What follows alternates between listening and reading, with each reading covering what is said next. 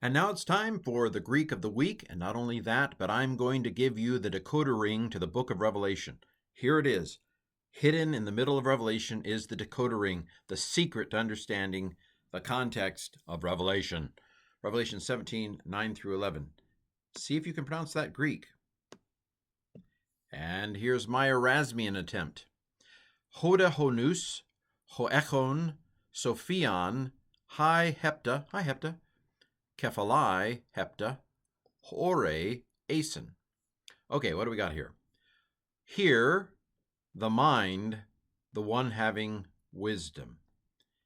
We've got to stick an is in there. Here is the mind that has wisdom. In other words, if you want to understand, if you have ears to hear, here is the secret to this whole thing. So, hi hepta kephalai, the seven heads, okay, let me give you a little bit of background. There is a prostitute, and she has 7 heads and 10 horns.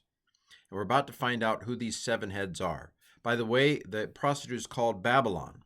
And we do know from various sources and inferences that Babylon was a code for Rome.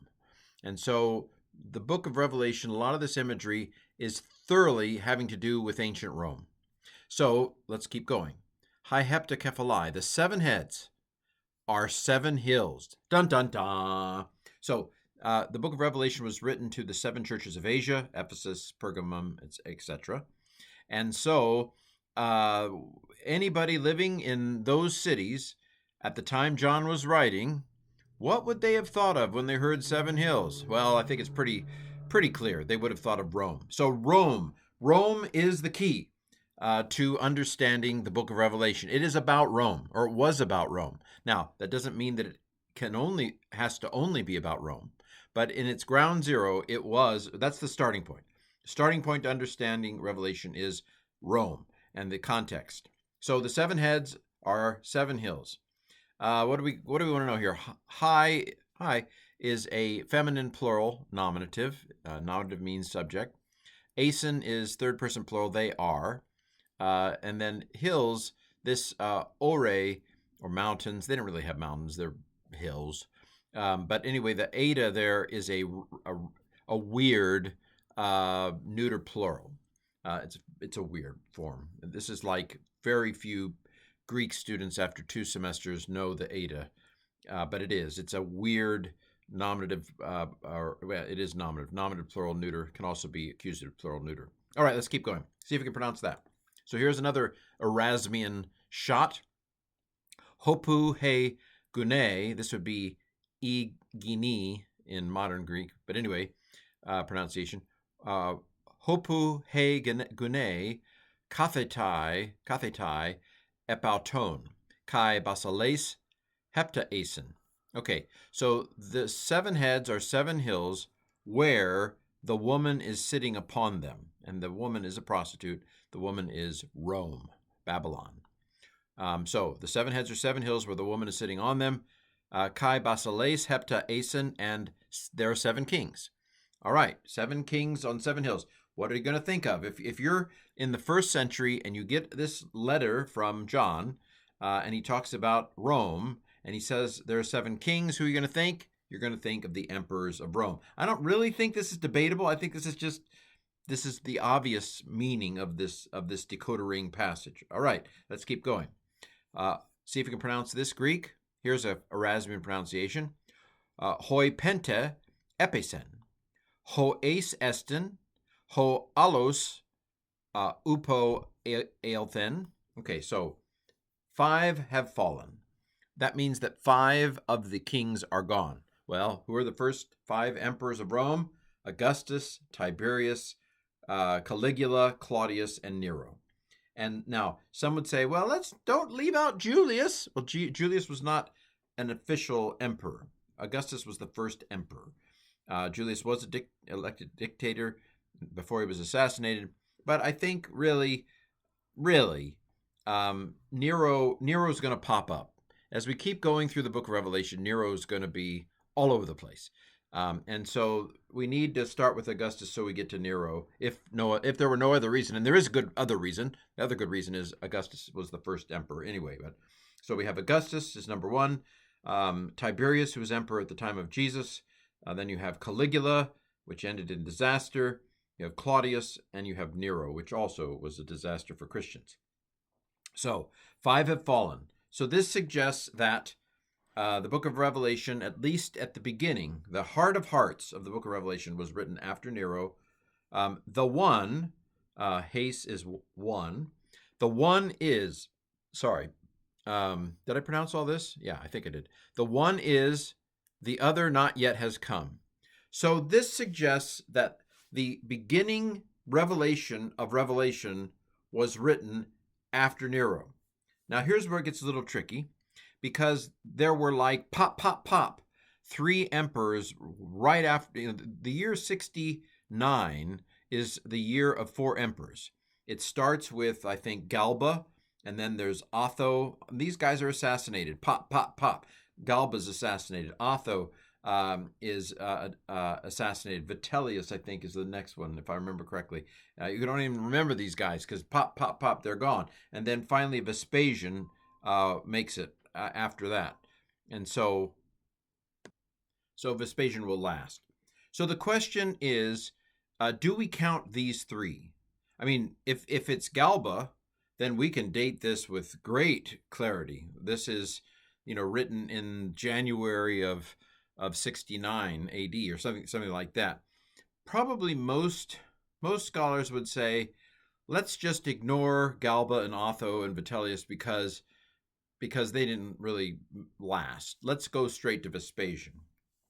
And if you did that, then you would say that the heart of the book of Revelation was written at the time of Vespasian.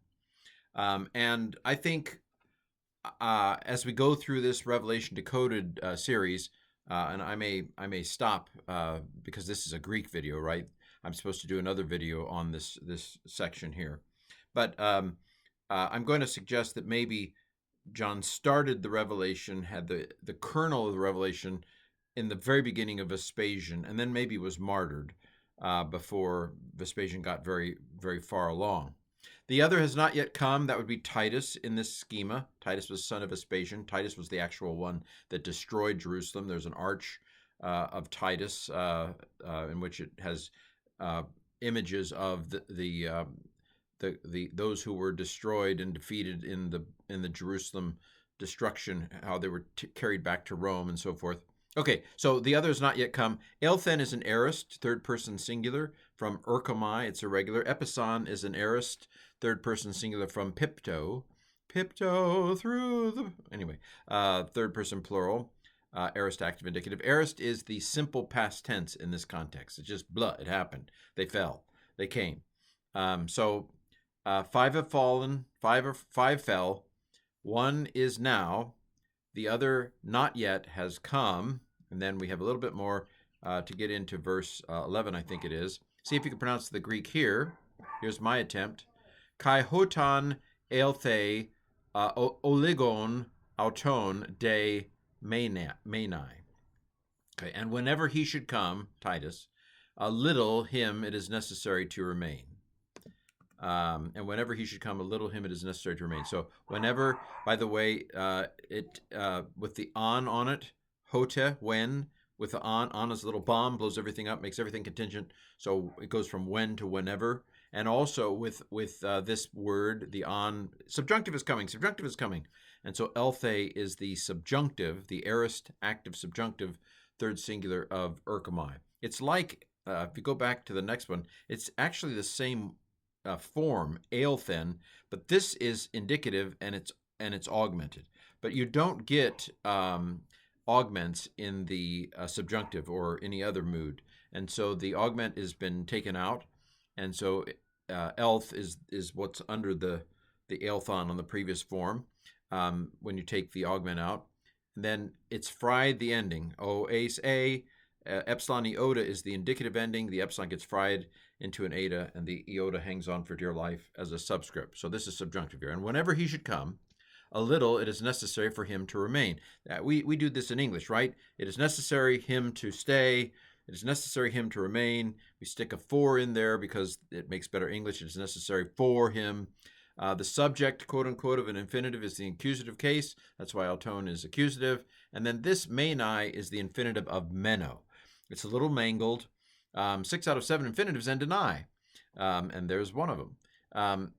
There's a middle kind of lengthening, internal lengthening that happens with liquid verbs in the aorist.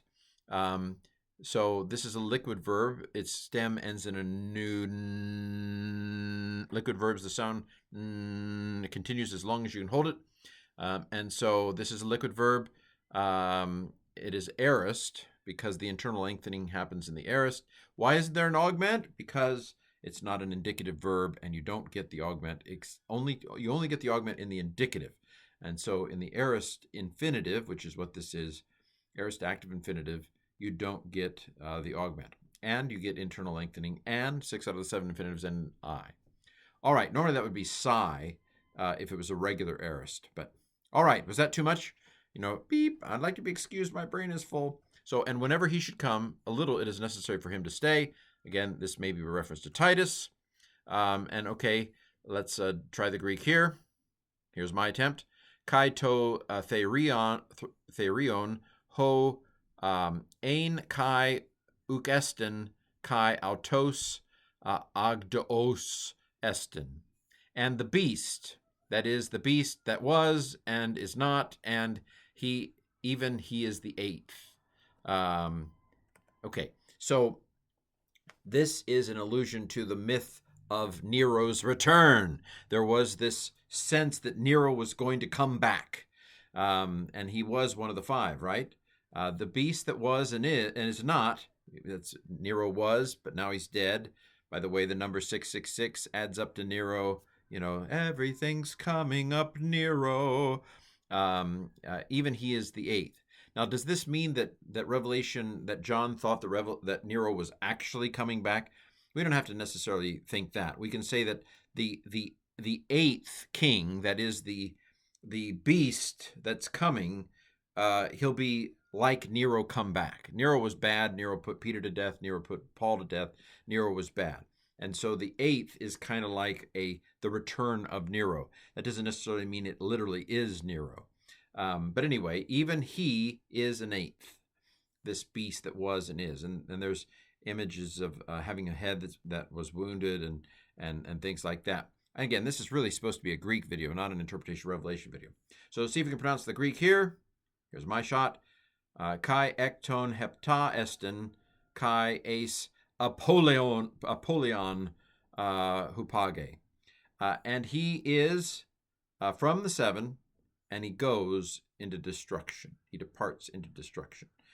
So there will be a showdown between Rome and the forces of Jesus, and the beast will lose.